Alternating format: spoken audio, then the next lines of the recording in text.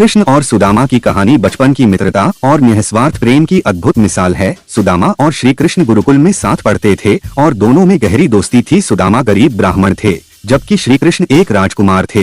पढ़ाई पूरी करने के बाद दोनों अलग हो गए, लेकिन उनकी दोस्ती का बंधन मजबूत रहा।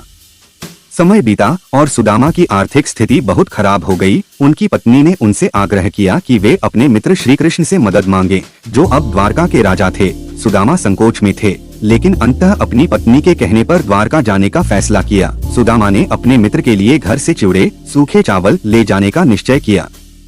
द्वारका पहुंचने पर श्री कृष्ण ने अपने मित्र सुदामा का अत्यंत प्रेम और सम्मान के साथ स्वागत किया। सुदामा की हालत देखकर कृष्ण की आंखों में आंसू आ गए, लेकिन उन्होंने सुदामा से कुछ नहीं पूछा। जब सुदामा ने संकोच से चिवड़े कृष्ण को दिए तो कृष्ण ने उन्हें बड़े प्रेम से खाया।